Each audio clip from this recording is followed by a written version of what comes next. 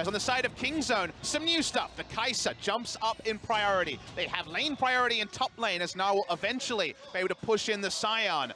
Pretty balanced roster. No big winner in the drafting phase, but a hype first game and some new stuff from KING-ZONE expected. It has been 3 weeks since they played on stage. It's going to be a lot of fun. You also get to look at Peanut, not on an aggressive carry-style jungler. Hey, he's going to be farming a bit. You say that after the early game. After the early game, once he hits level 6, this guy is going to be visiting every single lane. But guys, it is time. I hope you're ready, because I certainly am. Let's get into game number 1, KING-ZONE DragonX up against the Afreeca Freecs.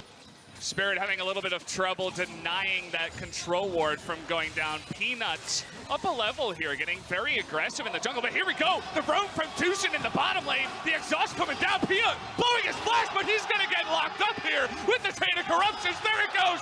First blood over to Spirit. Peanut with a bit of a mistake. Too aggressive in the enemy jungle. There was no early call, and Skarner was done for. Peanut accepted his fate. Wasn't going to try to run away in the easy way. Didn't want to give the kill away over to the Azir.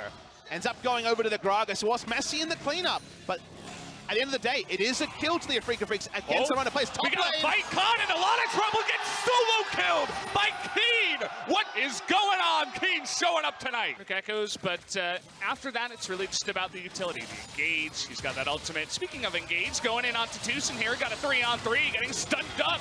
Is that catfish with the damage going back on a Gorilla? But look at that prey! The huge barrel is going to get him into position to go down, dodging that ability from Zoe as well. BDD cannot clean up on the back foot, and now 3-0 are Afreeca. And there is no damage on BDD to do anything to the front line. They don't get the deepest of vision. They're going to go for the Baron anyway, looking for a turn here on the side of Afreeca. It's going to be up to Peanut. Can he get the steal? The early flash in, and he does not get it. Peanut going to take a huge amount of damage, but Prey down in the bottom side, trying to do the damage to Tucson. The huge jump onto the Varus. They do the damage. Now Kuro's low, and he does go down. Praise and now Keen is going to be going down here as well. It's a 3-on-1. Not much he can do to get out of here. The Baron will go over to Afreeca, but they're trying to escape with as many lives as possible.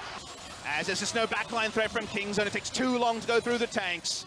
Afreeca dotting their I's, crossing their T's. Will it be the third inhibitor on this push? They're waiting for the minions. That they are. BDD so close to chunking Kramer there in that last initiation. You can see that he's going to try to go for it. Some desperation play, perhaps with a flash of his own. Just looking to clear, and again, the inhibitor is not going to go down just yet. Here we there go. it is, the engage from Gorilla, but in the front line is the tanks, and they're going to lock down Gorilla now. That ultimate is eventually going to go down, and the Alistair will be taken out, but Prey trying to go 1v5. Can he do it? He nearly takes out Spirit, and Kuro gets low as well. Watching closely here, they should lose their first Nexus turret. Gorilla, he needs to engage with the perfect devour there from Tushin, and the double knockup from the Embers Divine. But Prey, he's going off. He's in the front line now. Keen taking a bunch of damage. No deaths here on the side of KING-ZONE just yet. Prey in the back line. Can he 1v5 this? He's taking that damage from Kuro. Doesn't look like the answer is yes just yet. Khan now gonna go down to Kramer. He gets his own backline access, takes out one member, getting to work on the turret now. Looks like Afreeca is gonna be able to take game number 1. Down goes the Nexus, and are you surprised? They take out KING-ZONE, the favorites, in game number 1.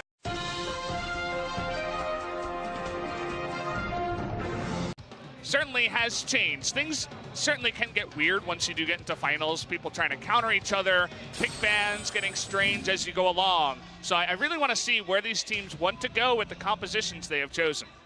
Kai'Sa as a tank buster is something that can happen, but making it happen can be so tricky with her short range and the fact that she often is cheating into less than 500 range with using the supercharger and the ability to reposition with the killer instinct and the invisibility when you get that evolve. Whereas Kramer can go back to the build that we criticized him for in game 1 against KT. You're going to have a lot of time to get 6 stacks, so Rageblade into Infinity Edge is a very viable build when the tankiness on the enemy side is strong. They also have the Galio and the Global. The early game macro is what defined game 1. I think it's back once again with a vengeance in game number 2. Certainly is. Going back to what worked. Let's see if it works here. Jumping into game number 2. KING-ZONE versus the Afreeca Freecs. To the side of Afreeca, we know that Peanut's bot lane. Yeah. You notice that Spirit already heading down into the bottom lane, but they're just going to respect it, go ahead and get it back. Worried about Kramer, though. He's staying here all by himself. You gotta be careful. Flash up on Peanut once that engage. Trying to read the flash here. Can he do it once they get the first stun? There's the flash, but the engage comes in from Kaisa. First blood from Peanut. He is gonna lock it down. Kramer, bit of a mistake staying way too long in that lane. Khan getting aggressive here, trying to steal some Raptors. We talk about min-maxing. Is he going to go down here, though? Very, very tanky. There's the stun into the Maokai ultimate. The pillar eventually going to come down. Forces that flash in, but the flash now from Spirit trying to do that damage. He's losing tankiness. Down he goes. Now the Galio going to follow up onto BDD. Looks like they're not going to bite off more than they can chew. Here comes Gorilla with the first roam. Also has Prey. This is about to turn into a 4v3. And now getting stunned up is Kuro. Launching in is Prey. That is going to be a dead Galio. In the end, kill goes to Gorilla, and now they will have the advantage in the mid lane push. A defensive vision bot side as well as mid lane. They're just going to try and straight up gank mid. Okay, we got Khan in here as well, and Kuro gonna be knocked up. Not much that he can do. Should have a feast coming on in, and there's just no escape for him. Tries to Hero's exit out of this one, but cannot do that. That Kuro trying to lean here. The ultimate gonna be forced to be blown, but so much damage still coming out. He cannot live in the end, even through the ultimate. Kuro comes in with the TP, but not there in time. And now with Tucson down. Isolated damage, press the attack bot lane, and Binding does hit onto Kuro, but he'll back away. Oh, there's the charge on in, and Spirit just runs into it. No surviving for him. No way to get out of that one. You notice that Kuro is trying to save the turret, but now with this taunt down, they're going to be getting onto him. Everything going wrong for Afreeca. KING-ZONE rolling through them right now. It takes so long for the Galio to die, but they finally do it in the end. Prey going to secure another kill off the back of that turret. And this was the sort of performance they were looking for with their Game 1 draft. Couldn't happen. They're not able to tussle into the Kai'Sa instantly. Prey will win the fight. Ultimate's coming in. They're going to engage here. Keen and Spirit trying to get in, and no escape for Keen as he gets chopped down by the Togoth. And now what do? Still no vision, and still KING-ZONE saying, let's bait it again. We might as well. And there's almost no cooldown on this. They can do it again and again. Here we go. Spirit going to be the one this time. The subjugate coming in, but it's not really going to help them. Too much damage coming out from 4 members. Getting a look at this side lane fight, of course, but again and again and again, KING-ZONE biting off piece by piece from Afreeca. And you know, KING-ZONE going to give you promotion, S+ tier Baron comp. There is no counterplay, there's nothing you can do. If you face check, you die. There is no cooldown on their ability to turn. Pick into Baron. Nicely done by KING-ZONE. Baron damage, going to take a while because the Togoth's going to feast it eventually. I'm sure KING-ZONE kicking themselves for that Game 1 loss. Trying to come back in this one. Damage going down onto Tucson. He has to blow his ultimate again. He is out of position. There is way too much CC. You cannot be out of position. Trying to get that engaged from behind, but he gets punished for it. This is the KING-ZONE we expected to show up in Game 1. A little bit of a hiccup in Game 1, but they come out here in Game 2 and they say, we are the better team. Peanut having a much better performance, an MVP performance, getting into that bot lane, setting up so many ganks onto Kramer. Some mistakes from Afreeca as well, maybe getting a little bit overconfident after their win. We'll see if they can hold off the push. Not looking likely. Keen taking a damage, but in the back line, we do have Prey taking it. They are going to go onto Gorilla, actually, not Prey. He's on the right side doing that damage. Khan getting low, though. Kramer having a lot of room to do the damage. There's the pillar onto the Togoth, but it's not enough. Finally, they take him out. The engage from Tucson. He gets onto him, but Prey dodging everything on the right side. Does he have enough damage to take everyone out, though? He is going to get locked down, and Kramer finally, still going! Not enough. Prey is going to survive. The pillar not going to help him. A triple kill, a quadra kill almost comes in. It's a double for the Sejuani. Peanut takes it, and Prey, in the end of it, a very close fight, especially with the huge lead KING-ZONE had, and they finally win it. They're going to win the game as well. That's why they priority pick the Kai'Sa. He skips around, nothing that can be done. He falls low, but they keep the trust in Prey. Why not? The name of the Cogmorcon, the Juggermore, was invented for Prey. Maybe the Jugger Kai'Sa is here to play. KING-ZONE do it in about 30 minutes there, taking Game 2, saying, we want to take back the series. Game 1 was a fluke, outplaying Afreeca from the get-go in that game. Certainly looking like the KING-ZONE we were expecting tonight.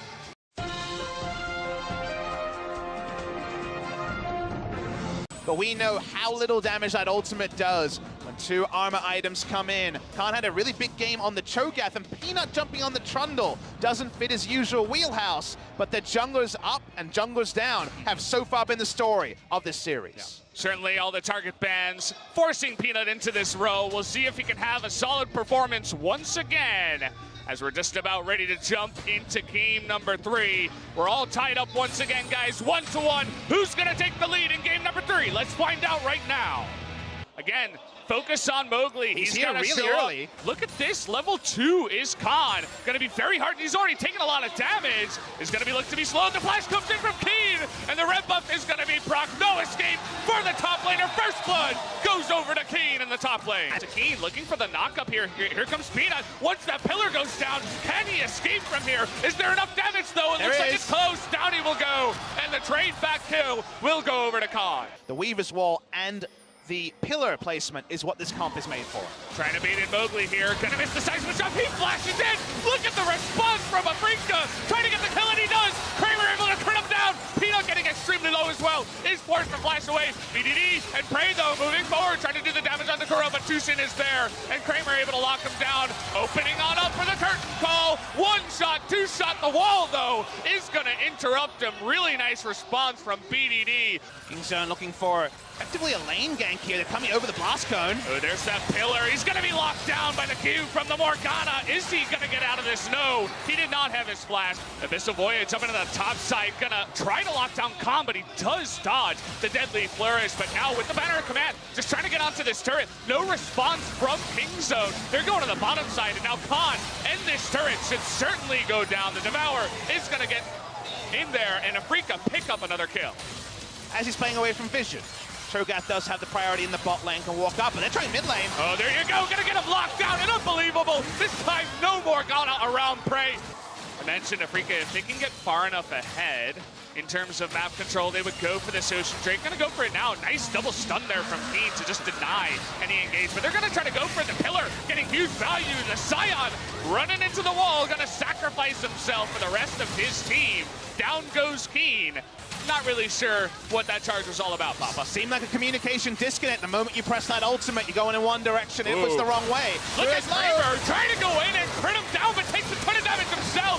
Trying to disengage now, but there's Prey in the front line. Not able to take him down in time. Finally does, but will go down to the turret. Gets a double kill onto the bottom lane in the course of it. Now Azir going to be jumped upon. Unfortunately, Kuro out of position here, but he does survive in the end. BDD? Here comes BDD trying to challenge, and he does.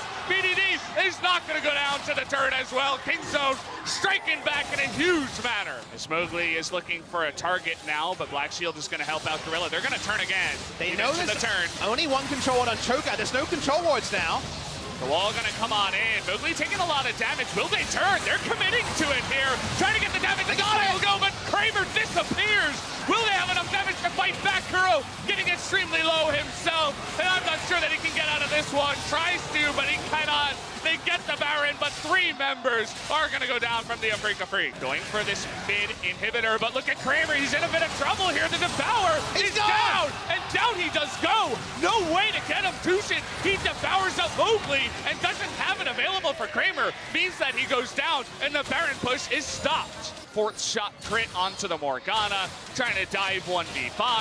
BDD in a lot of trouble up here all alone. Are we gonna have this? The Abyssal Voyage coming in, and BDD nowhere for him to go, is gonna be shut down. Prey though coming from behind, Kuro's getting low. They're trying to damage this Cho'Gath, but not enough. It's gonna get, Prey. There goes Prey into the back line. Now he's up to Kramer. Can he get him? Nice Devour to get him out of dodge here, but Kuro goes down, and Prey is doing incredible damage in the back line. Takes out Mowgli, go in for Keen.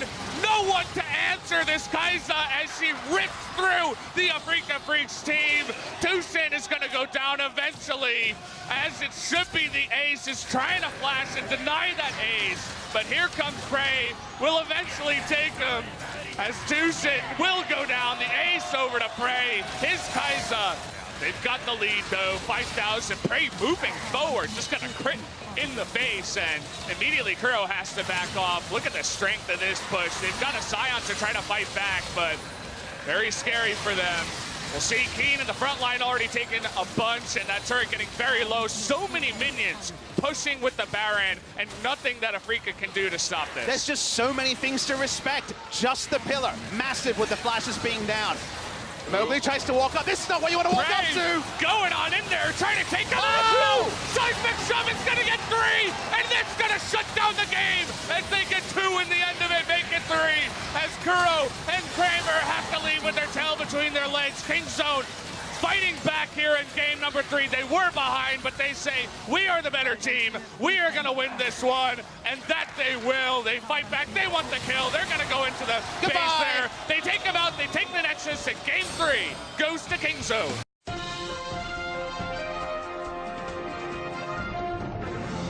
Not sure who he was trying to imitate there. Maybe Mowgli, I would have to say, saying he's pretty smooth with the glasses. But either way, we have the field set now.